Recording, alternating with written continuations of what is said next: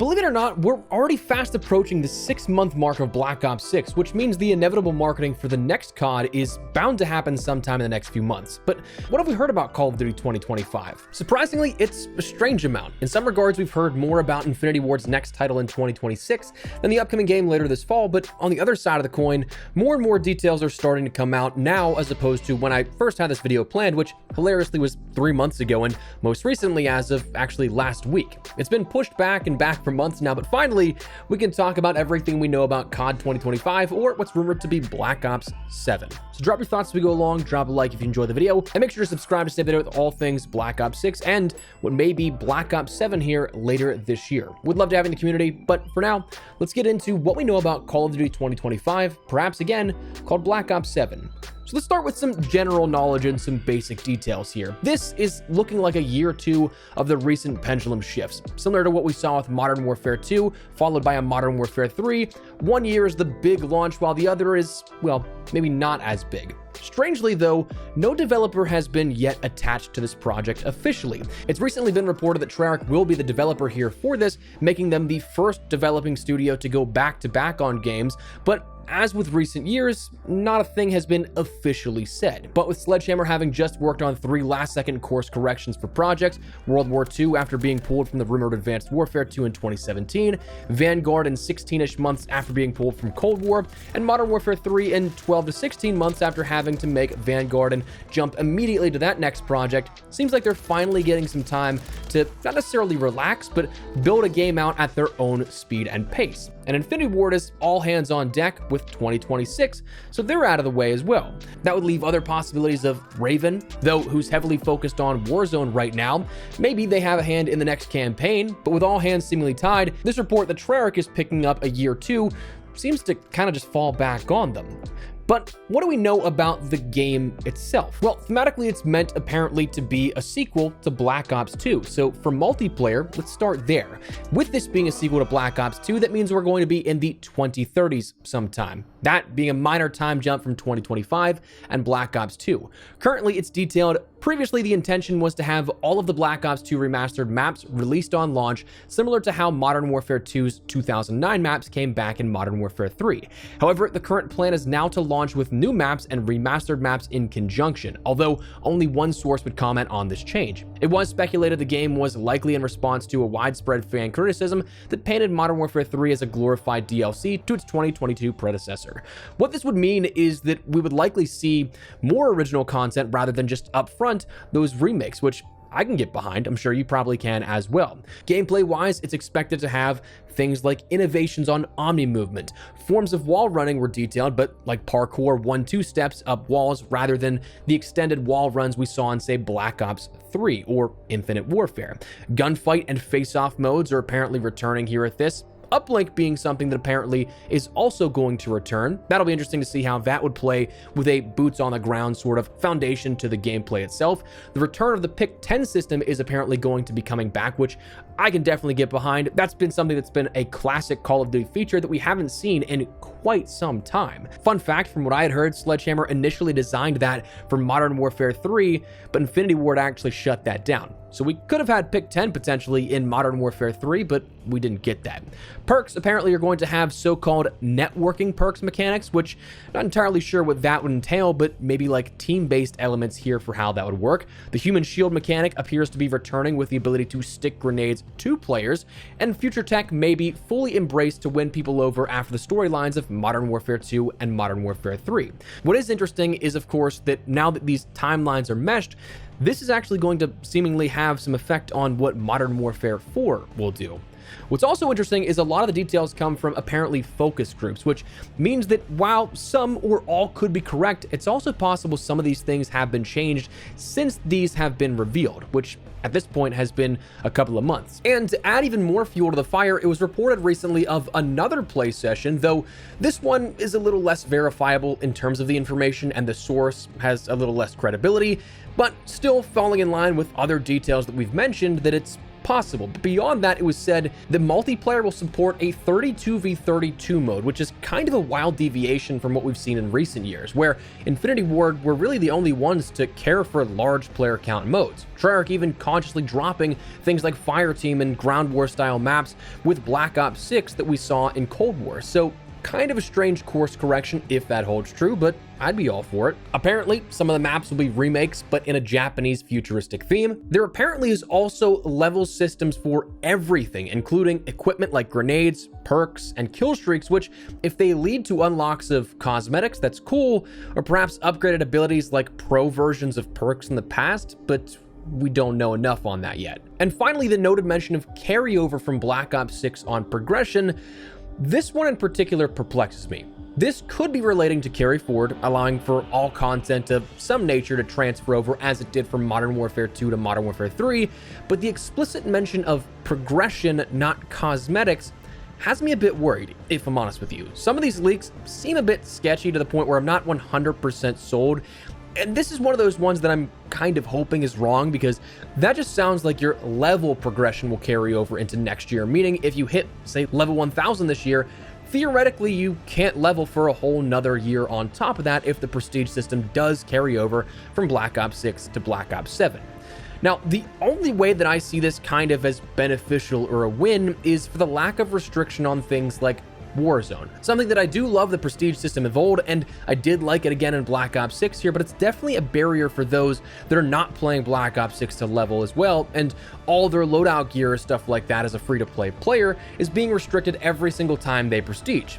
That'd be the sort of only positive, I think, for carrying that over, offering more time for those that want to grind through prestige, and then not having things relocked next year, removing a hurdle that you have to worry about. But the only way that I think that makes sense in a premium perspective, like those that actually buy the game, is if you were to keep the same non-locking levels, but increase that level cap from 1,000 to 2,000 or 2,500 or something to simulate another 10 prestiges worth of leveling, and then another level 1,000 grind on top of that. But I just don't know. That's where it gets weird and probably really messy.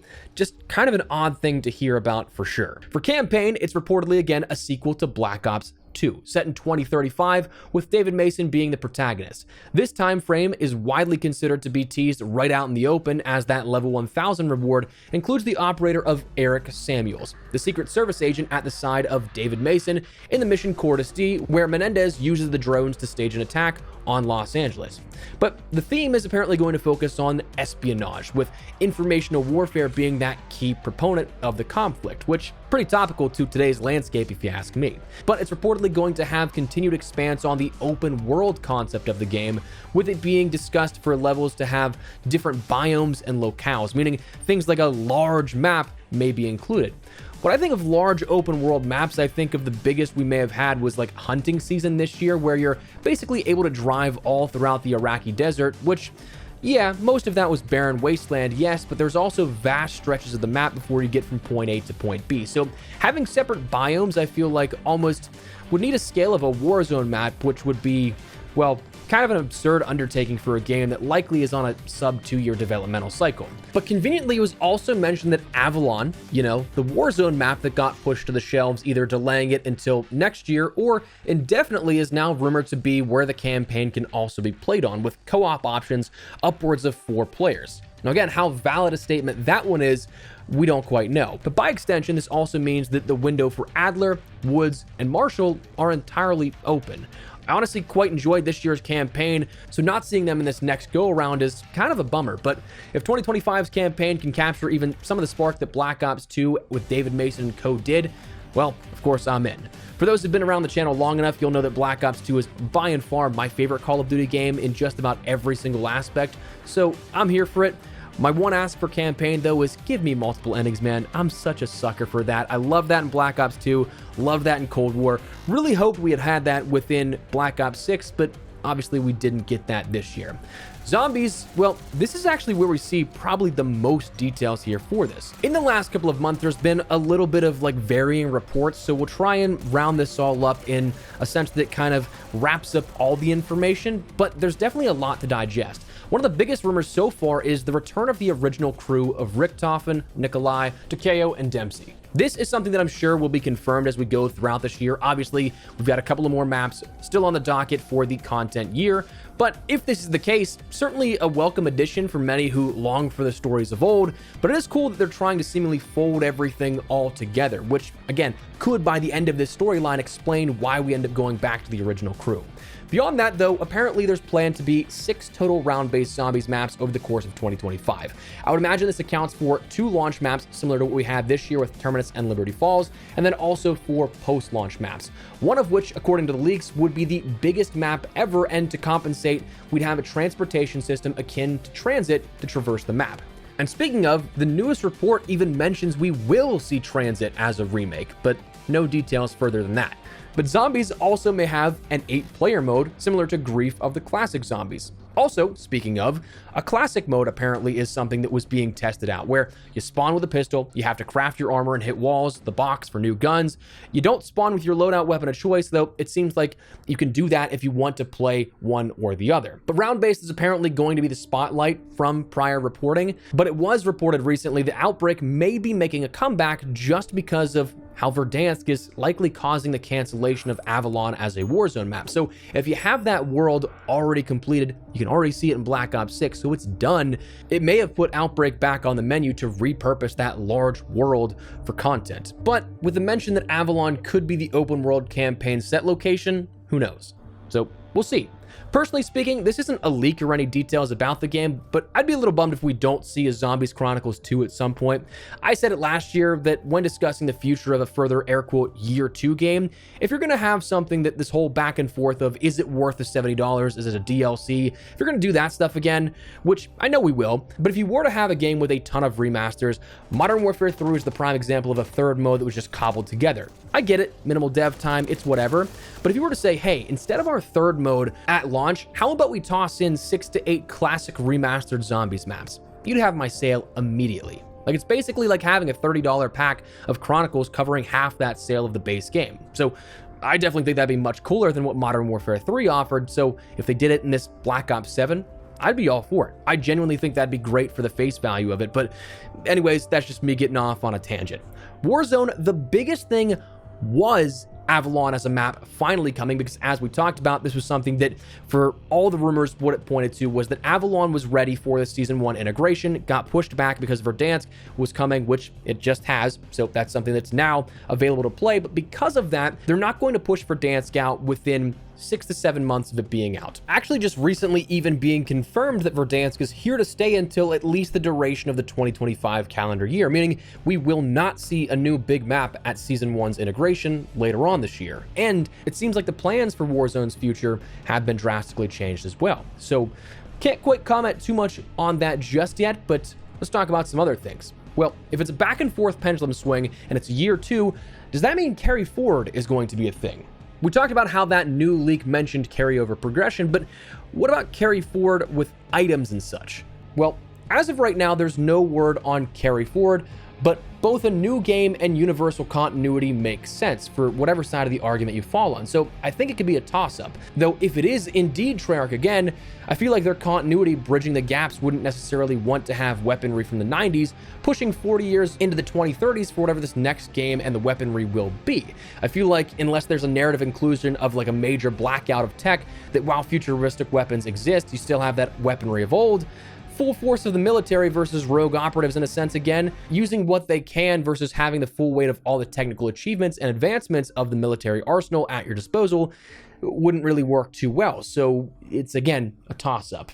But all that said, when can you start to see things explicitly said for the marketing here? This is where it's genuinely full speculation. My personal guess, having meticulously followed COD's marketing for over 10 years now, I think we might be able to have some logical guesses, but there's also so much that can be moving targets, like the Xbox Game Showcase. Where does that fall into play? A Warzone event, will they want to do that? Traditional reveals maybe just posted on YouTube. My guess, it's kind of going to be a little bit of everything.